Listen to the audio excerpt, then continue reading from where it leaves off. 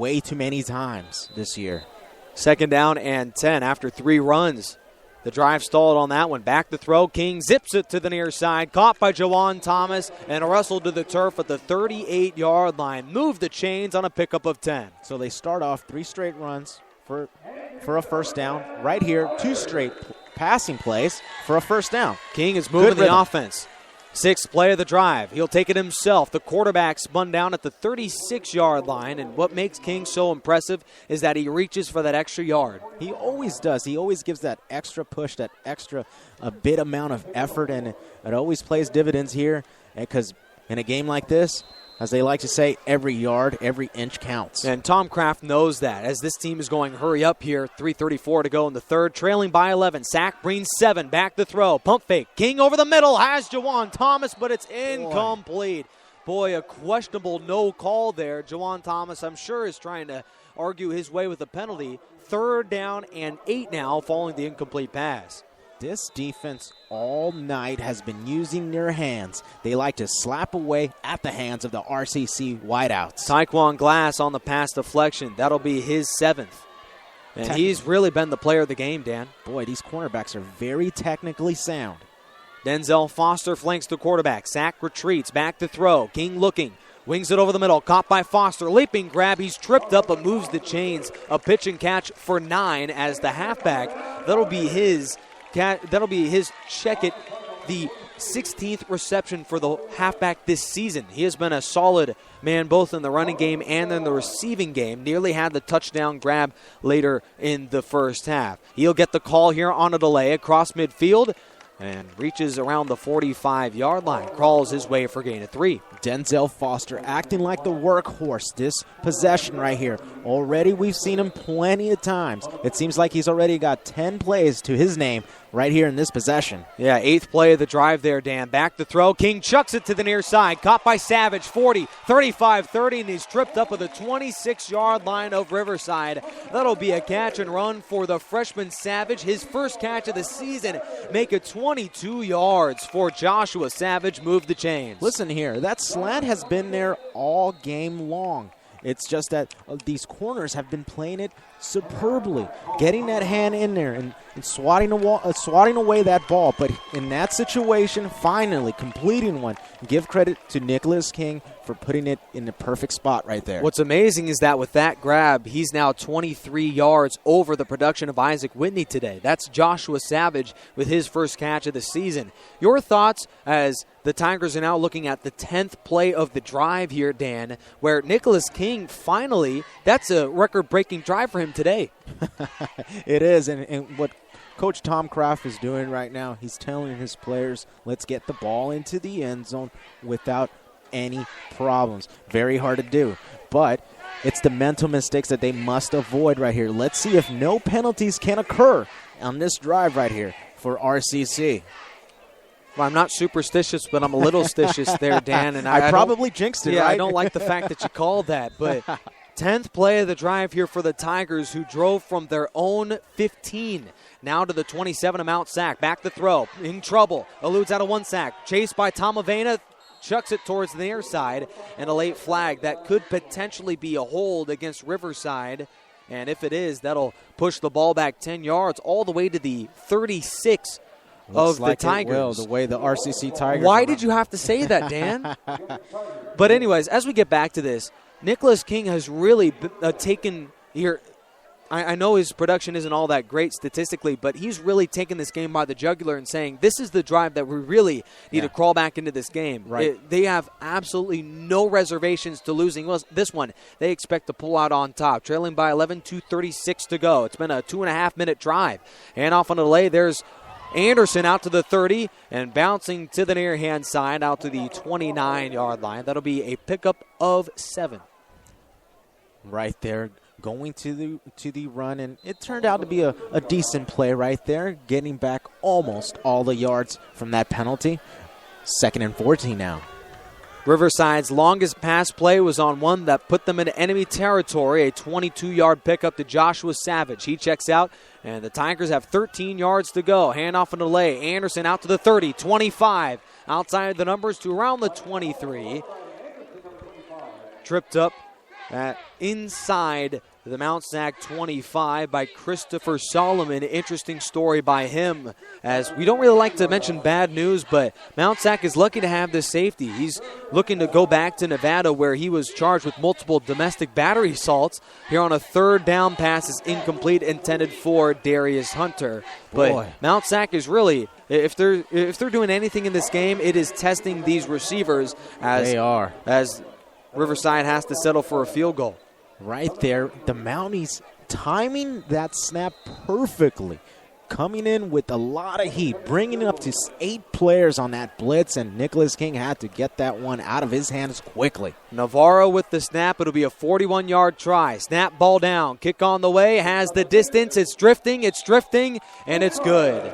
Splits the uprights with 1:32 to go, a one-possession game. And Jimmy Camacho, the freshman out of Citrus Hill, is keeping the Tigers in the ballgame, Dan.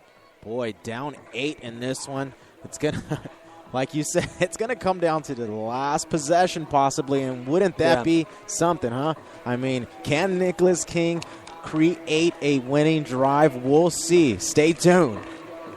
Riverside, they were able to pick up 5 first downs on that drive, which surpassed their total of the entire first half. Right. My deal is, offensively, it took way too long for them to get their batteries charged, per se, as they were really about as ice cold as this weather here tonight. But they have now turned things up. That was their longest drive by a mile today. Right. And I'm starting to like the urgency by Tom Kraft. It's still early in the third, or late in the third, my apologies, 1:32 to go here. But Tom Kraft knows the situation today, and he's not afraid to go no huddle. That kick will be 5 yards deep. Aaron Vaughns will take a knee, and out goes the Mount SAC Mounties out to the 25. Boy, that last RCC defensive possession wasn't its best. I mean, they displayed a lot of ability on that one, but it was the mental mistakes. 2 big, costly penalties, personal fouls that gave the Mounties 30 free yards. I mean, and it just totally deflated. This RCC team on that last possession was playing emotionally in the wrong way. I mean, this is a team that needs to play aggressively in the right way. I'm sure I can take the words out of your mouth, Dan, when I have no issues with them playing with emotion, but between the whistles is far more preferred. Right. 24-16, Mounties lead. They'll start at their own 25. A pistol set, man in motion. That'll be for the Mounties. That is Aaron Vaughns. Handoff goes to Tolbert for a gain of 5. Tolbert continues to carry the ball, way surpassing his amount of carries that he usually has per game in this one. Yeah, really. Tolbert, a man who averages 14 per game, now up to around 25. 2nd and 5. Allo calling signals. Down to 1:06 to go. Mounties lead 24-16. Handoff goes to Tolbert, and that run is blasted in the backfield. Clamped down by Jonah Moy. Breaks him up, takes him down. That's tackle number 9 for the Hawaii commit. Jonah Moy, the sophomore, 6'4", 235. There's no way you're going to run over that guy. Boy, read that run play like the back of his hand. Now down to 43 to go. And Jonah Moy, boy, he just shot out of that one like a cannon into the backfield. Love to see those linebackers play with that kind of aggressiveness. So true. And is Justin Allo the type of quarterback to get a 3rd and long in this type of situation? We'll see right now. They're sitting at around 40% today. Back to throw. Allo wings it near side. Caught by Gilchrist. Looking for the first down. He's got it. Sideline across midfield. And he'll tiptoe out of bounds at the 44-yard line of Riverside, and a morale-destroying 3rd down conversion, that crushing against that Tigers defense. Christopher Gilchrist, that'll be his 5th catch today out of Florida Atlantic University. Justin Allo not asked to do much. Just a simple route to the outside, a quick curl route, and bang. Get it out to his wide receiver right there, and he does the rest, picking up a first down and then some. Mount SAC on the move, leading by 8. That'll be the end of the third quarter with the Mounties up only by 1 possession, but looking for more here on the road. They have been very impressive on the defensive side, and Justin Allo, following his 2 interceptions, has answered with a couple touchdown passes and also that scamper from 2 yards out to give the Mounties a 24-16 advantage as we will begin the fourth quarter here, Dan, with Riverside trailing for the first time all season here at Real Lock Stadium here in the fourth. And not since the Grossmont game have we seen a deficit of this magnitude. And so it will be interesting to see if this RCC team can clamp down and do all the necessary moves. I'd like to see Nicholas King become more of a leader tonight and manage a scoring drive that will come out with at least 6 points instead of 3. Riverside in games decided by less than 2 possessions in the Tom Craft era, they are 8-2. They lost last year to Fullerton by 2 points, and then obviously they lost. They lost a few years ago to Mount SAC, ironically enough. Where'd you dig that one out of? I mean, boy, that's an impressive stat right there. Well, hopefully that stat means something tonight here, Dan. Handoff goes to Tolbert, bouncing outside. 40 to the numbers, 35. Tiptoes the sideline to the 30 and blasted at the 22-yard line by Taryn Solomon. But my issue is, despite the hard hits, they aren't really doing anything to stop this offense. Another gash for 17. Tolbert having a career game, it seems like, constantly getting the ball and constantly being productive. The type of guy who's going to carry this Mountie team to victory, it seems like tonight.